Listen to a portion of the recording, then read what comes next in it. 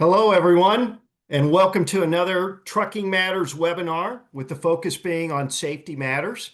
I'm your host, Thom Albrecht, the Chief Revenue Officer at Reliance Partners, and I'm happy to be joined by a couple of my teammates today, Daniel and Mark. Guys, happy, Thanksgiving 2 weeks out. How are you guys doing today? Good. Doing How well, are you? Tom. Doing well. Well, I'm excited for this episode. We do this every time, but every time we also tend to have, a 15 to 20 new people. So I'd like you each to just take a moment, talk a little bit about your career around commercial trucking, and then what you also do for Reliance. So Daniel, would you like to kick us off? Yes. Hello, everybody. My name is Daniel Vega. I've been in the trucking industry probably over 12 years, closer to 13. Started my career as a Arizona State Trooper, doing inspections on the southwest part of Arizona, Interstate 8 and I-10. Um, when I was a trooper, I went through the Part A, Part B training to be able to do inspections, hazmat, motor coach. Around 2022, I made the transition to the insurance industry, starting with Nationwide Insurance, helping our clients improve their safety and compliance. Right now, with Reliance, I'm generally working the southwest part of the US, helping our clients with presentations, data queues, and anything that they need with compliance and safety. Great. Mark, tell us a little bit about your background. Good afternoon, everybody. My name is Mark Barlar. I'm a former Wisconsin State Patrol Master Inspector with over 22 years of roadside inspection um, experience under my belt. Worked in the southeast portion of the state. It's an 8-lane interstate. You see 20,000 trucks bypass my location every day. That's how busy it is in my area. I was an instructor for FMCSA for the Part A program, which is your driver's hours of service, CDLs, and medical qualifications, the hazardous material inspection program, and the cargo tank inspection program. Near the end of my career, I was answering data queues for the state of Wisconsin. And in 2020, I retired after doing 22 and a half years and came to work with Reliance Partners. Since then, I've been helping our clients out with CSA scores, and I've done over 1,000 data queues in the last 5 years, and I win 70% of them. No, that's great. And it's been great to have both of you be a part of the Reliance team. And for our audience here, I want to just go over a couple of things before we actually get into today's presentation. First of all, today is our third episode in what's really going to be a nine-part webinar series that goes all the way into March. Our next episode will be on December 11th. So when you really look closely, 7 of the 9 episodes are going through the 7 CSA Basics. So today, vehicle maintenance, next month, crash indicators. And then we're going to pause in January, kind of collect our breath, and take a look at some case studies that have been applicable to those first 4 CSA Basics. And then we'll jump back into the agenda in February, finish out the series in April, and then do a series of case studies again. There's nothing like real life examples. Of course, you'll hear some of that today. Um, but we're very excited to continue that. I still see people logging into today's webinar. Also, we will be taking questions and answers later on, and so you can submit those either through the chat icon at the bottom of your screen. That's probably the easiest format, or I think the Q&A works as well. And then just a couple of other things. For those future indicators, we'll have the sign up link for the December one, probably, I don't know if it'll be right before or after Thanksgiving. You can always touch base with your Reliance agent if you're an actual client at this point. And then, of course, you can access previous episodes through wherever you get your podcast. It's under the Trucking Matters search. It's great. If you don't have time to catch it all today, you can catch it there, or you can catch prior episodes. And then before we get into content today, I do want to read a disclaimer. This presentation and webinar are designed for educational purposes only. It is not intended to be used as legal advice. The opinions and views expressed herein are not necessarily those of Reliance Partners and belong solely to the individual contributors. Nothing like a world of disclaimers, right, fellas? That is for sure. Let's go into the next slide here. So the last few webinars, we've been trying to provide updates on either ELP or the English language proficiency, as well as non-domiciled CDLs. And this week we've had some news flow. So we thought we'd just have an easy summary here of the events that have been surrounding non-domiciled CDLs. So it all began back on Friday, September 26th, when DOT Secretary Sean Duffy had an emergency order that mandated states must pause non-domiciled CDL issuance. It actually went live on the Monday, September 29th. At that time, it was announced there were about 200,000 non-domiciled CDLs, with another 20,000 that were commercial learners permits, but on the way towards becoming full non-domiciled CDLs. They also stated that going forward, renewals must be in person, and DOT estimated that of that 200,000, that there'd only be about 6,000 or so that would be left about 2 years from now. They estimated about 194,000 would not be renewed. On Monday, late in the day, a three-judge panel of the District of Columbia Circuit Court of Appeals paused that 926 emergency ruling. And there were a couple of interesting things about that. One, here's a direct quote from the legal ruling. The action should, quote unquote, not be construed in any way as a ruling on the merits. And in fact, there was a dissenting viewpoint against the stay or the pause. That was Senior Circuit Judge Karen LeCraft Henderson. But what that means is that foreign nationals living outside the U.S. can again apply for or renew non-domiciled CDLs under the pre-September 26th rules, at least until the court decides whether to grant a longer-term injunction while the full case is being litigated. So that was part one of this week. Then, yesterday, DOT revoked 17,000 non-domiciled CDLs that had been issued in California. They stated that they were illegally issued and that California had agreed, although if you follow Gavin Newsom, the governor of California, he had some pointed comments on X and other places. It's expected that there's going to be potentially announcements from other states that have been targeted as part of this broader audit and review: Colorado, Pennsylvania, the state of Washington, South Dakota, and Texas. So what do we think about all that? Well, we don't think you should wait around for states to confirm or revoke your drivers. It's up to each fleet to proactively confirm the work status of those drivers. So that's the closest we're going to get to, I guess, a form of legal advice, which really isn't, but it's more common sense than anything. And so we try to do that every time, whatever data or updates that we have, and that's sort of the latest. And gentlemen, let's go ahead and kick off the slideshow.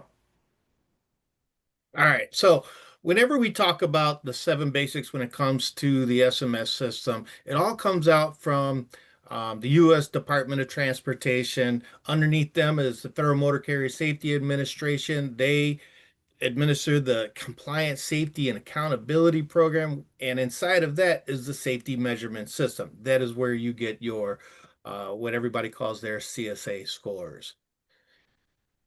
And by the So, way, Mark, if a few of these slides look similar to the past, they are going to be specific to vehicle maintenance, but because there's always, it's such a confusing system sometimes, Mark and Daniel do a good job of just laying out the scoring system, some examples before we actually get into the nitty-gritty aspects of vehicle maintenance. So Mark, sorry for that interruption. so we'll kick it off with the vehicle maintenance part one. So operations of improperly maintained commercial motor vehicles and shifting loads, spilled or dropped cargo, and overloading. So just some violation examples. BLT, but not as tasty. So brakes out of adjustment, inoperative flights, tires less than 2/32 of an inch tread, and unsecured cargo are just some of the examples that fall under vehicle maintenance. With that BLT being brakes, lights, and tires, and not your bacon, lettuce, and tomato. All right. So the SMS analyzes the carrier's on-road performance by converting the carrier's inspection and crash data into basic measures and percentiles. If it is not on an inspection report, it doesn't count against your SMS scores. And then they also bring in crash data from all across the United States. As long as you hit one of 3 points, that's a fatality, injuries requiring immediate attention away from the scene, or disabling damage, then it's going to show up in your SMS system if it's written on the crash report. So, in the higher your scores, it's the opposite of your high school test scores. You want lower scores, lower scores. The higher the score, the worse it is, just like in golf. So all roadside inspection violations that pertain to a basic are assigned a severity point value that reflects its association with a crash occurrence and crash consequences. So for example, you got a fire extinguisher that's going to have less points because it's not as severe as a breakout adjustment. So the severity weights help differentiate the levels of crash risk associated with those various violations attributed to each basic. So the violation of severity weights range on a scale with vehicle maintenance from 1 to 10 for each basic. 1 represents the lowest crash risk and 10 represents the highest crash risk relative to the other violations in the basic.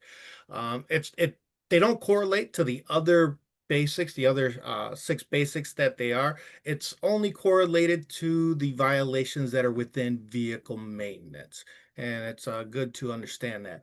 Um, and then an out of service designation will add an additional 2 points on top of the violation point value that you would get for what's listed on the inspection report.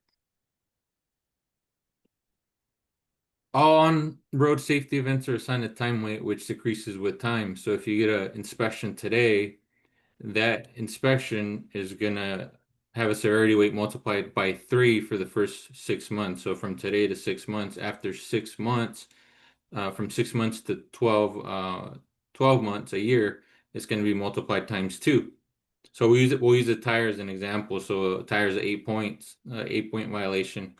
If you're at a service, it's plus 2, so it gives you 10. So right now that severity weight, if you multiply it times 3 is 30. From 6 to 12 would be 20, and then 12 to 24 is going to be 10. And then after 2 years, that violation is not going to affect your score anymore. So I'm going to spend a little bit of time on BLTs right here. And we just talked about the T, so we'll go into the L, the lights, real quick. When it comes to lights, there are some lights that are more important than others. The most important light on your vehicle is going to be that tail lamp on your tractor, because that tail lamp incorporates a stop lamp, a directional, and a four-way flasher. Each one of those, if they are out, can be written up individually, and they hold 6 points apiece. 6 times 4 is 24. If the whole assembly is out, multiply that by 3 for the first 6 months. 72 points for one lighting assembly out on the tractor, of which unless if you're not pulling a trailer, how important is that light when you're pulling a trailer? Some things don't make sense at times, but that's kind of the way that they put that in there. Now, when it comes to the brakes, we'll get into the B of it. A brake being out of adjustment is 4 points, but you're automatically going to have another violation inputted into the calculation when you have a brake out of adjustment. And that's going to be your automatic slack adjuster that fails to compensate for wear. That's a 4-point violation as well. So a brake out of adjustment, automatic slack adjuster out of adjustment, 4 plus 4 is 8. Multiply that by 3. That's 24 points for one issue with the braking system. So that completes the BLT. So when it comes to vehicle maintenance, here are the intervention thresholds. And when it comes to intervention thresholds, this is what the alerts will show up for CSA. And the alerts are indicators that FMCSA may come pay you a special visit at your company and then go through your company records to make sure that you're staying compliant so that they can reduce crashes, the incidence of crashes out on the roadway. Vehicle maintenance with passenger carriers, your alert level is at 65. For hazmat carriers, the alert level is 75%. And all other carriers, the alert level is going to be 80%. Now, those percentiles, when you're within your group, you're judged based on your group. If you're sitting at 80 and in the alert, that means that only 19% of the motor carriers that are within your group are doing worse when it comes to vehicle maintenance and violations listed on inspections. And then 79% of the motor carriers in your group are doing a little bit better job. So that's where those percentages come in. The lower the percentage, the better it is. So how you calculate out the basic measure, you take the total point value and divide it by the total time weight of qualifying inspections. So if we have 2 level 1s in the last 6 months, the total weight of the qualifying inspections is 6. You have 2 from 6 to 12, or after 6 months to 12 months, that'll be 4 points. If you have 2 from 12 to 24 months, that'll be an additional 2. So we would have, what is that? 2 times 6 plus 4 plus 2, that's 12. That would be the total time weight of the qualifying inspections. Now you take the total point values from all those inspections, you place it on top, and that's how they come up with the basic measures. Now, the only violations for vehicle maintenance can only be listed on 1, 2, 5, and 6. These are level 1s, level 2s, level 5s, and level 6s. Now, level 1 is I'm going to start with a level 2. A level 2 is a walk-around inspection of the vehicle, and it includes a level 3. Level 3s do not count for vehicle maintenance. So let's say we get a violation of the paperwork for the annual inspection is missing. That is a vehicle maintenance violation. If it's listed on a level 3, it's not going to affect your CSA score. But if it's listed on a level 2, it definitely will. Now, level 1 incorporates a level 3 and a level 2, the level 3 being the driver only inspection. And so it includes the walk around, and then you go underneath the vehicle, checking the brake system, the suspension, drive lines, air hoses, steering mechanisms. That's your complete inspection. A level 5 is normally done at a carrier's facility without a driver. So it's equipment only. There is no aspect of a level 3 in there since it's being done at a carrier's facility without a driver. And then you have the most stringent inspection of them all, which is a level 6, and that has to deal with transuranic waste and highway route control quantities of radiological materials. They're a point of origin inspection. If you've never heard of a level 6, you will never get a level 6 because the carriers that haul those types of materials know exactly when they need to get them before they leave the facilities transporting out those nasty radiological cargo. So I know this slide is a little busy, so I'm going to try to go through it as best I can. Let's say this company has 10 level 1 through 3 inspections over the last 24 months. We'll just say level 1s and 2s. 4 inspections over 12 months with 1 violation for push rod out of adjustment, 1 violation for auto slack adjuster failing to compensate for wear. That is 8 total points on those inspections. We have 3 inspections 7 months ago with 0 violations listed. Perfect. That's 0 points that'll go on that top total point value for violation on the top line. But then the last 6 months, we've had 3 inspections. We had a flat tire, which was out of service, a wheel seal leak, and then an identification lamp was inoperative. The total points for the violations 12 months ago was 8. From 7 months ago was 0, but in the last 6 months, we're at 51 points. Now, the total time weight of the inspections adds up to 19. When you calculate that out, that comes to a measure of 3.1. And I'm hoping I got that math right. A measure of 3.1. So when they take that measure and they put that within your group, and wherever that number lands within the group is what your percentage is going to be. Now, the safety event groups for vehicle maintenance, group one, you got to have between 5 and 10 number of relevant inspections within the last 2 years. Now, those are level ones, twos, fives, or sixes. Group two is 11 to 20. Group three is 21 to 100. Group four is 101 to 500. And then your largest companies like UPS, FedEx, the ones that operate a large number of trucks, they're always going to be in group five with over 500 inspections within the last 2 years. So if you're in safety group one because you had 10 inspections, you got all those violations, then that's where you will be graded, where your score will come up in. So we are in group one because we had 10 inspections. I believe I said it was 10. Yeah. Yes, 10 inspections. We're in group one. And then within that group one with a 3.1 basic measure, we're going to be at about 29%. The minimum measure between 25 and 30 is between 2.68 and 3.15. We'll probably be right at about 29% and well out of the alert. Now, we saw the types of violations that were listed. You saw where the measure is, and you're rated within your group. It just kind of shows you of how many violations for vehicle maintenance we would have to garner before we would get into the alert. It's kind to get into the alert. It's kind of the opposite for hours of service. Hours of service, you only need a few violations to get into the alert, and that's because there's another reason where a lot of motor carriers that operate locally, they'll get the level one, twos, and threes, but they don't have to have ELDs in their vehicles because they're exempt. Well, everybody, there's nobody that's exempt from vehicle maintenance, and everybody qualifies on a level one, two, five, and six inspection. Hey, Mark, why don't you go Yes, sir. back one more time to the violations listed, just now that people have got a sense of what 3.1 means and a score of around 29.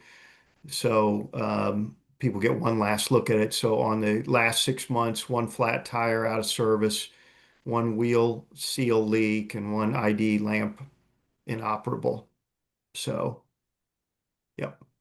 It added quite a lot of points in the last 6 months, or because it is so close. That one flat tire, 8 points for the tire, two for out of service, making it 10. Add in 30. A wheel seal leak, I believe that's a 4-pointer, and then an ID lamp is 2. Nope, the wheel seal I think is 5. ID lamp is 2. They have a sheet where it gives you all the numbers for these types of violations. That I did look up to make sure we're accurate.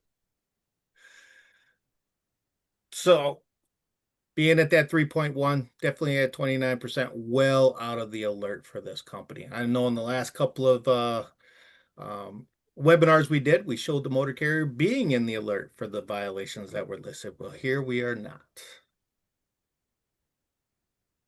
So when it comes to the vehicle maintenance, only CVSA certified officers can conduct these inspections. Now, there are literally 2 levels of inspectors. One is every inspector goes through the level 3 program first. They have to know how to handle the driver's hours of service, CDLs, medical qualifications before they can move on to the vehicle equipment portion of it. So, and that's a 40-hour course of instruction over a week. The level 1 course, which incorporates the level 2, that is also a 40-hour course of instruction. So level 3, driver credential administrative only. Level 2 is a walk around driver vehicle inspection. Level 1 is your full vehicle inspection. Level 5 is the one inspection at the facility with no driver, whereas that level 1 inspection is for the transuranic waste and HRCQ, highway route control, quantity loads of radioactive materials. Very, very nasty stuff. So only violations listed on a qualifying inspection report will affect the motor carrier's basic measure. If a driver receives a citation warning but no inspection report, the citation warning will not affect the motor carrier basic measures and SMS. I do get a lot of questions on this because that trooper or officer has to go through that training and they're going to issue you an inspection report, not just a warning or citation. They may say it's a warning, but at the top is going to say inspection report, and that's how the company's going to know if it's going to affect their scores or not. Yep. If the violation is listed on an inspection report, is not listed in FMCSA CSA SMS methodology Appendix A, the violation doesn't have a point value and will not affect the motor carrier's basic measure.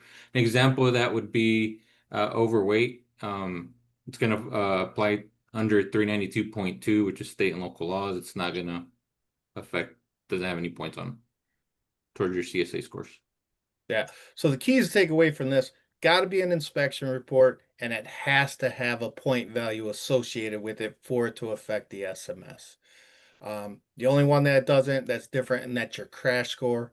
That's if a crash report is written and lists one of the three: fatality, somebody transported away to receive medical care immediately, and then disabling vehicle. And any officer can write those crash reports in the United States. They don't have to be trained by FMCSA.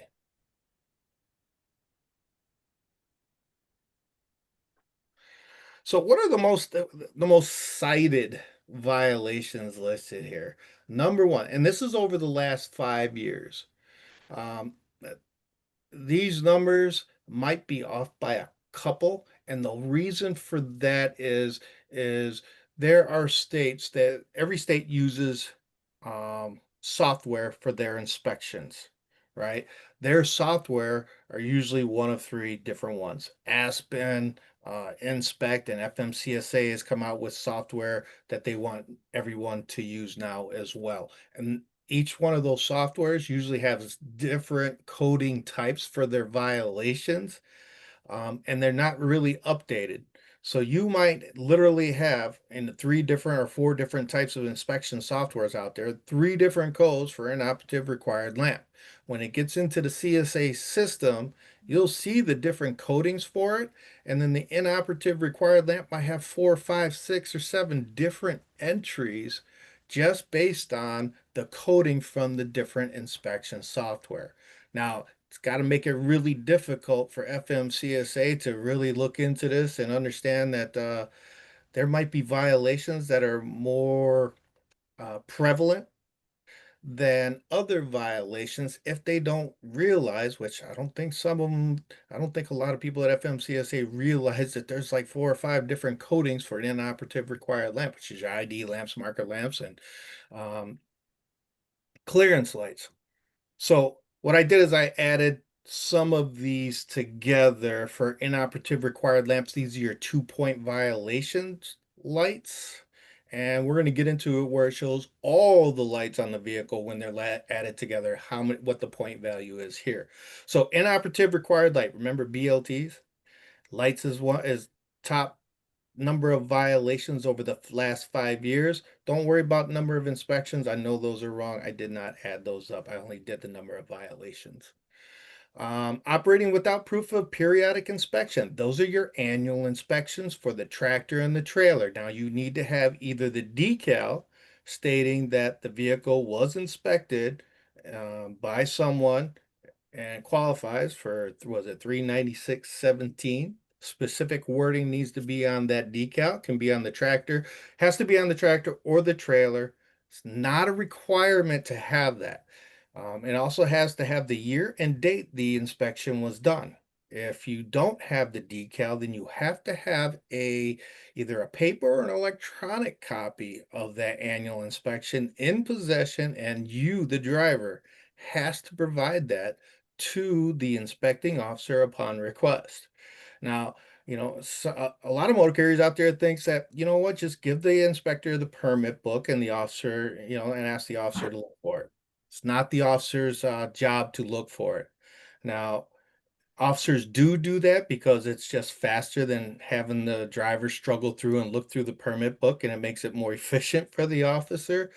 But me as an officer, if the driver gave me the permit book, I would turn it around and say, please, sir, can you show me this? Can you show me this? Can you show me this? And I just ask them to go through. That's number two: tire flat and or audible air leak.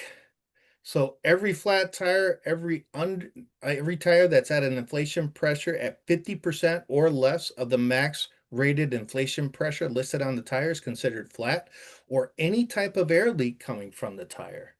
And all of those violations are out of service on top of it. So we have, that's number 3, brakes out of adjustments. Number 4, there's B. We have BLTs, top 4 violation getters in the top 4. Nor discharge fire extinguisher. Now we have inoperative turn signal.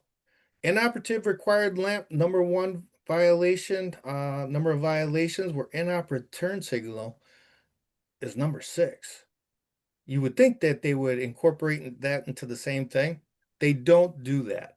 And the reason why they have the different codes for everything is so FMCSA can look at number of violations, how it correlates to crashes, and to focus their money to help mitigate those types of violations in the future. So in an effort to reduce the amount of crashes that are on the roadways. Number 7, tire or other tread depth less than 2/32 of an inch. You get a tire less than 2/32 of an inch, that's a driver not doing a good pre-trip or post-trip pre-trip, post-trip, or inter-trip inspection because they don't wear down overnight. And you got your wipers inoperative, missing, damaged. This, I believe, is also your windshield washer system not having fluid in it. Emergency equipment for stopped vehicles. These are your warning triangles. And then inspection, repair, maintenance. This is 396-3A1. That regulation pretty literally states that you have to keep your vehicle up to code. It can't be broken or missing or whatnot. Well, a lot of officers will take that literally and say, well, everything's got to be kept good. No. Only items that are trained fall under 396-3A1. And these are trained during the Part A, Part B, hazmat. That's where these violations come in, only if it's a trained inspection item and there isn't a specific law that addresses it. And then we go from there. Now with these, when I took all the types of violations for inoperative required lamp, 393.9 doesn't differentiate between tail lights, directionals, headlights. It doesn't. All it says is that all required lights required by 393.11, and 393.11 gives you where all the lights on the vehicle need to be, what color they need to be, and where they need to be on the vehicle. And that's where they give all the, not the definitions, but the name for the lights. And it's very important to know the names because the names will tell you exactly on the vehicle where they need to be. So inoperative required lights, these are all of your lights, backup lights, stop lights, directionals. We jumped from that 163 or 1.63 million up to 3.9 million. Those are all the lights listed in the last 5 years, all types of lights. Number 2, breakout of adjustments. These are all the different codes that there are. Those are, and I listed not just breaks out of adjustment, these are all brake violations. And I included all the airline, chafing, cut airlines, your brake drums being cracked, even little cotter pins being, out of a pin that holding the slack adjuster to the push rod, that little pin being missing, that's included in the brakes. I should have just edited it out, but it's brakes.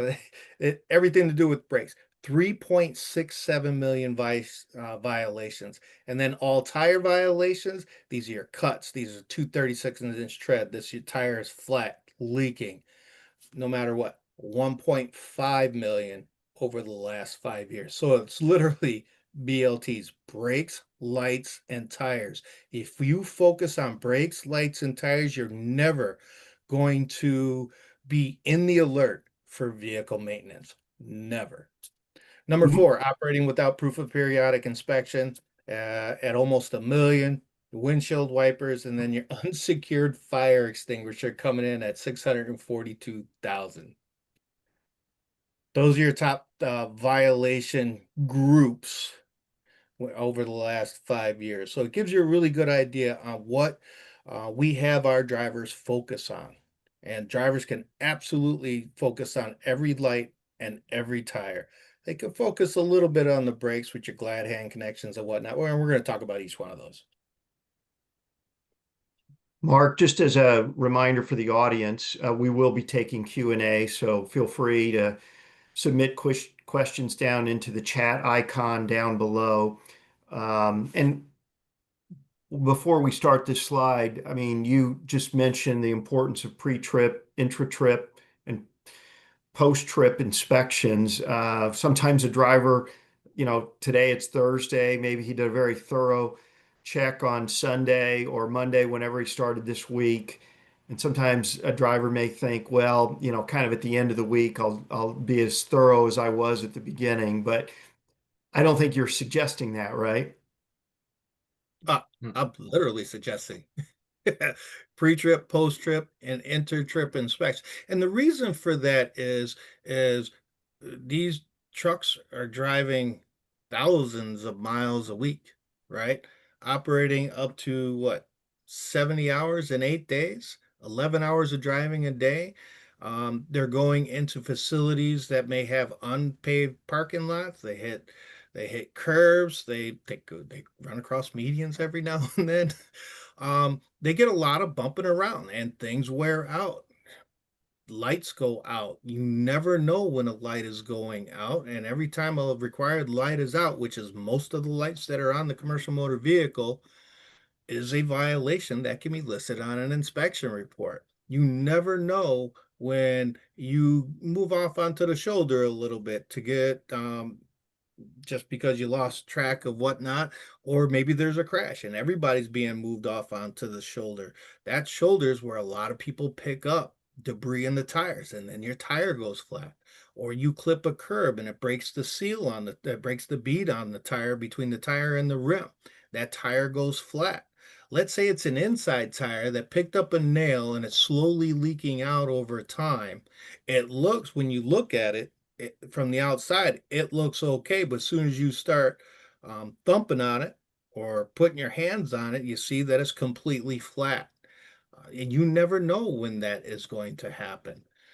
Brakes being out of adjustment, well, we're talking about all brakes, and what drivers can really look for is, again, you got your ABS light. We're going to talk about these different things, but they just wear out over time with all the bumping around out on the road, hard brakes, fast turns and whatnot. Things happen in front of drivers where they got to do some things that'll have a negative effect. This is why they have annual inspections required on these vehicles every year. It's important to maintain that. Sorry, So something to add very on that is, important. I know pre and post trips are very important, but the inter trip inspections are also as important.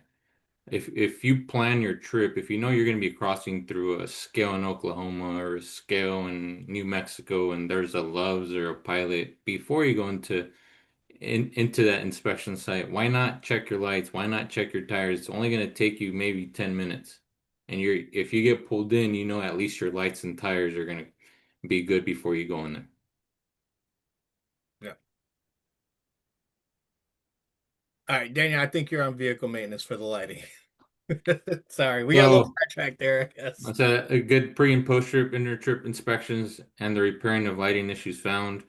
Inoperable lamps, they're all the lamps, the stop lamps, turn signals, ID lamps, that falls under 393.9. And like I said, good pre-trip, post-trip, but make sure tell your drivers to plan their trip and see what scales are going to be open. And 5-10 minutes you take at the nearest truck stop's going to go a long ways. So when it comes to brakes, require the best way to help mitigate getting violations, require more frequent annual inspections with reputable mechanics. I used to inspect vehicles that got an annual inspection the previous day, and you'd find violations on the brake system or lights that were out. These are obviously mechanics that are just signing off on a form, getting paid, and then sending your vehicle off down the road. So bring it to a reputable mechanic for those annual inspections. I know some companies do it, biannually. I know some do it every 3 months. So they do it quarterly. The more often, the more eyes, the more hands you start getting on the brake system, looking at things, the more that you will know that you will stay compliant. Drivers can check your ABS system. Make sure that the light for the tractor and the trailer come on the key startup comes on, goes off. If both lights don't come on, one of them's burnt out. If they come on and the light stays on, then it means the ABS system is failing for whichever vehicle is indicated. The ABS light on the driver's side rear of the trailer, that yellow light, that amber light, needs to come on with the key ignition, not with the brake, with the key ignition. That's telling you, one, the light works, and two, it's checking itself. Now, when the light goes off, that means that ABS system check for the trailer is done. And if it comes back on right away, that means the ABS system on the trailer isn't working. If it only comes on when you step on the brake, that means it doesn't have power to it anytime you don't have the brake on. All right, so you step on the brake. For the first couple of seconds, it's checking the trailer ABS system because it finally got power. So that light comes on, and then after a second, it goes off. And well, that ABS, when you need it, it's not going to be there for you for the first 3-4 seconds. And then it'll come on after you step on your brakes if it's working properly. Check your brake lines between the tractor and the trailer and listen for air leaks. Replace the gaskets in the glad hands when they're getting damaged. Those gaskets within the glad hands, they get chewed up, right? They get cold, they get kind of brittle during the winter time, especially in these cold Wisconsin winters that we have up here. And they leak air a lot. So you got to make sure you get a good tight fit. Now, you want to check your air lines between the tractor and the trailer. Make sure that they're not chafing. Make sure that they're hanging from the tractor. They got some springs holding on to them so they can, when the vehicle is turning, that it can stretch out a little bit and then come back, and it never chafes on anything. Check those air lines at least during your BLT checks. You never know when something's going to come up and nick those lines as well. And then check your low air warning device, pre-trip and post-trip inspection. We don't want the drivers going underneath the vehicles. One, they're not qualified to know what they're looking at, right? And two, it's dangerous for them. You got to have somebody in there inside the vehicle controlling the vehicle when somebody's underneath it. So don't have your drivers go underneath the vehicles.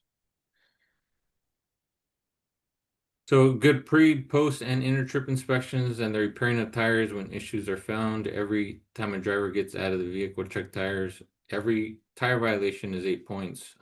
We go back to pre, post, and inter.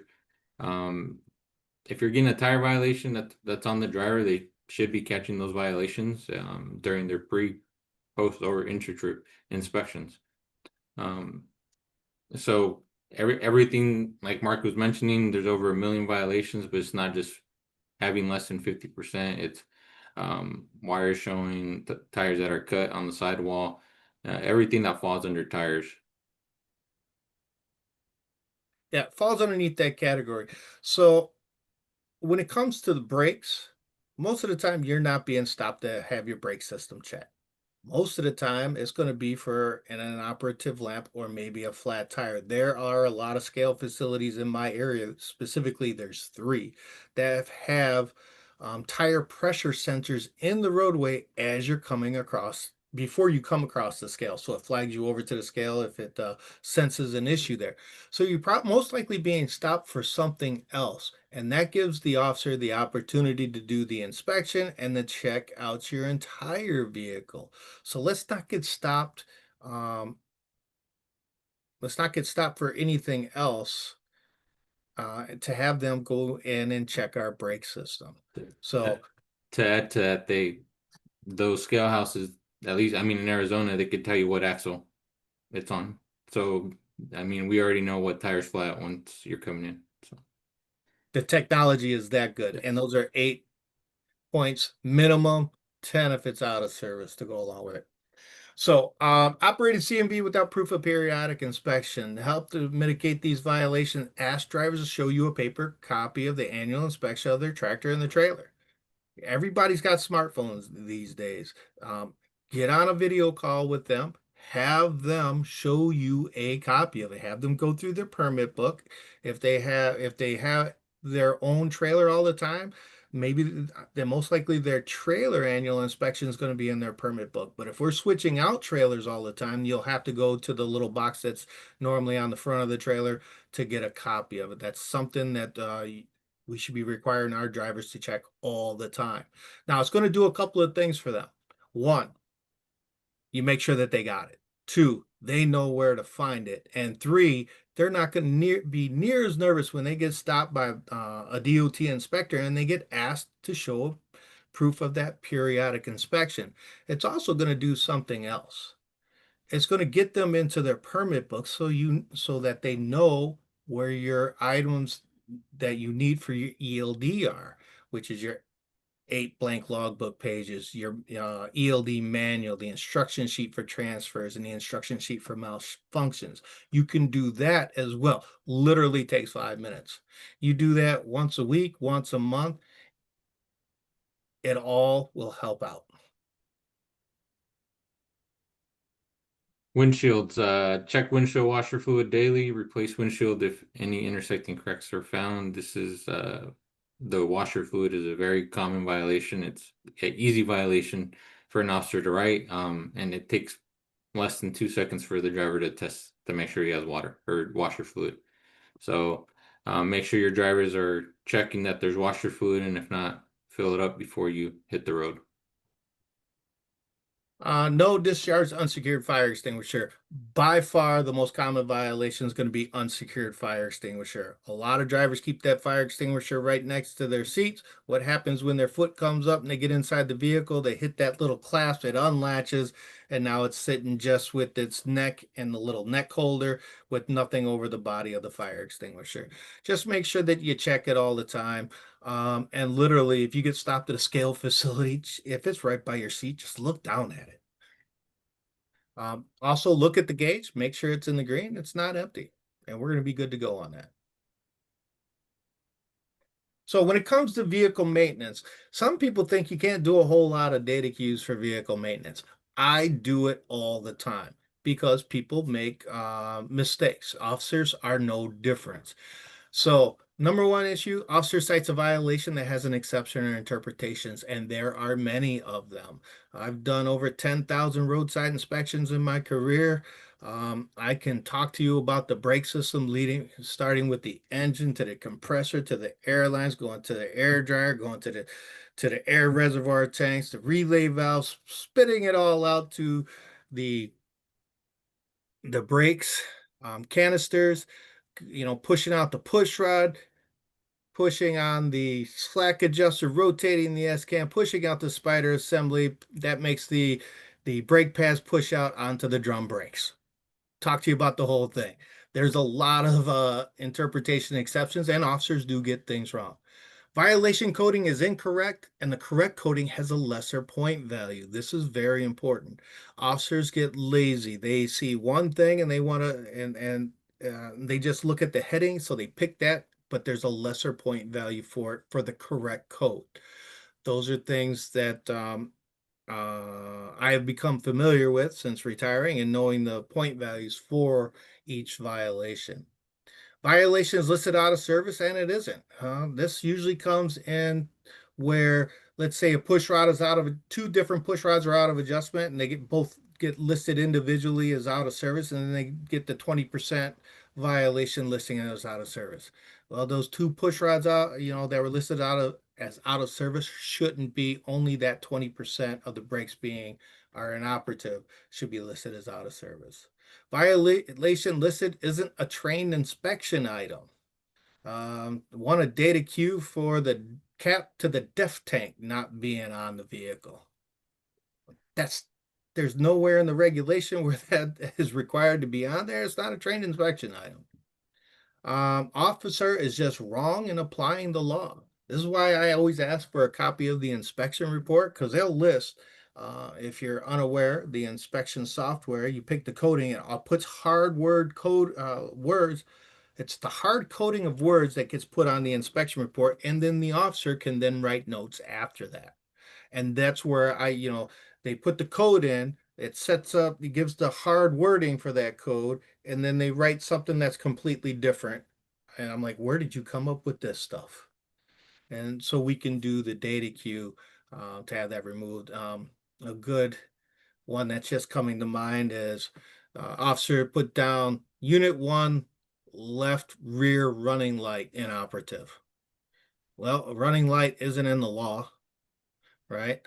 For CMVs, and there's nothing required on the it said left side rear. There's nothing on the left side or right side of a tractor that has to have a light. So we were able to get that removed from them. So things can be data queued on vehicle maintenance. Actually, there's actually a lot of them that can be. So that's our presentation for vehicle maintenance. If there are any questions, please put it into the chat area. And we Mark, will. there is a question here.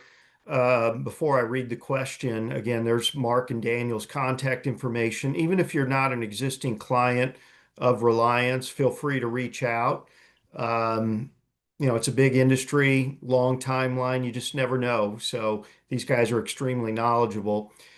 Mark, the question, or Daniel, I think from slide 12, how is the total time weight calculated on slide 12? 4 plus 6 plus 9. Okay, let's say we have 2 level Oh, 1s. let's go back to that slide as There we well. go. Just, yeah. And hopefully I did the math right.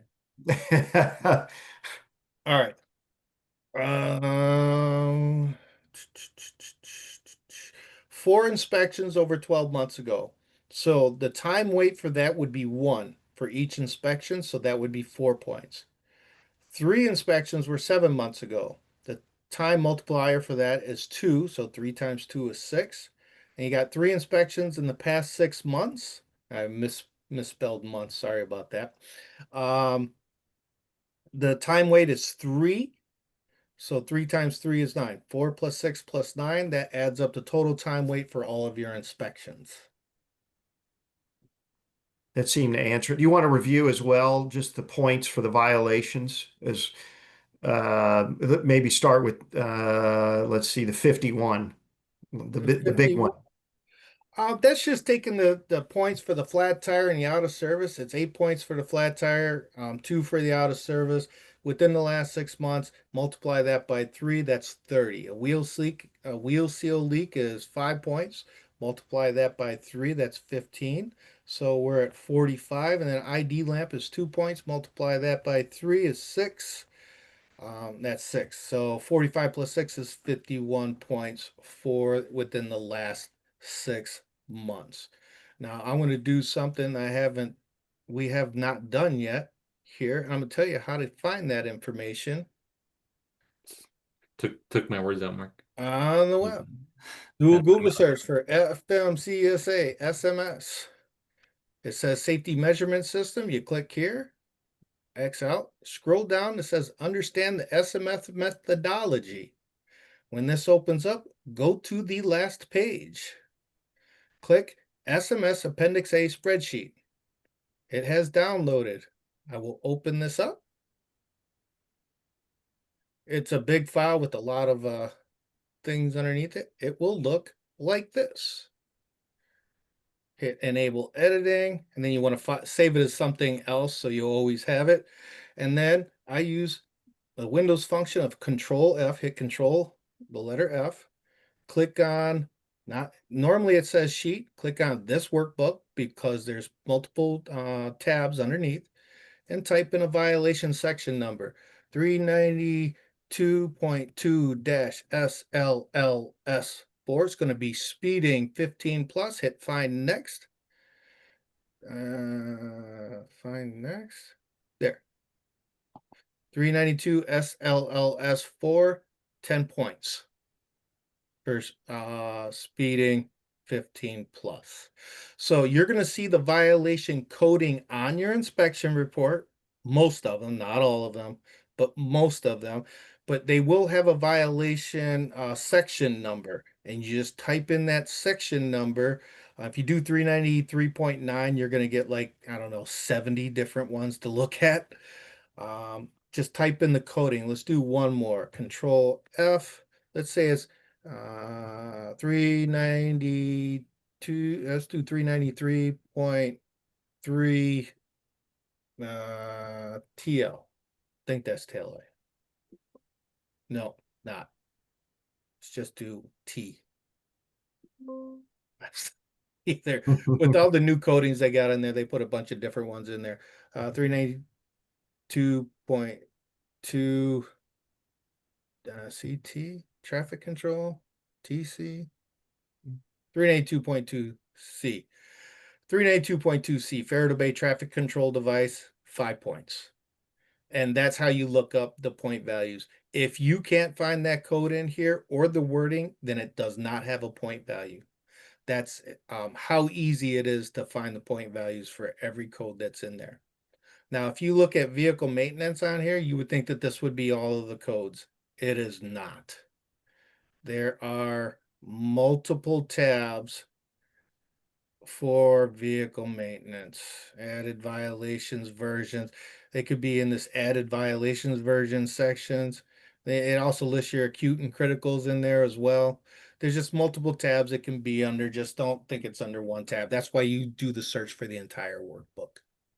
If you guys also use Safer on FMCSA and go to the SMS, the complete profile, it also give you the points as well. But we use Appendix A as well to look We up got the about 3 or 4 minutes values. left, guys.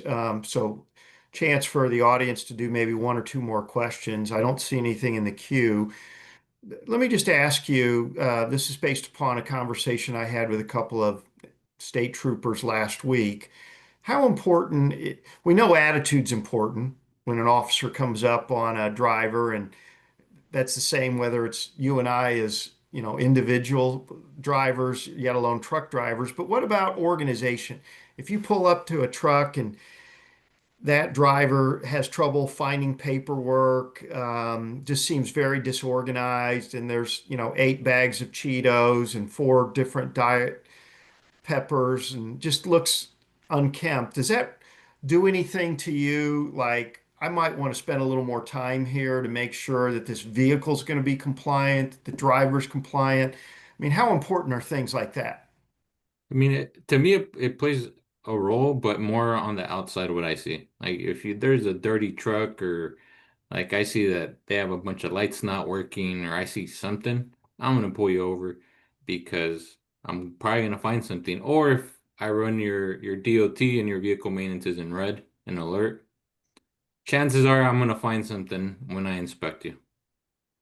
Yeah, I definitely agree with that.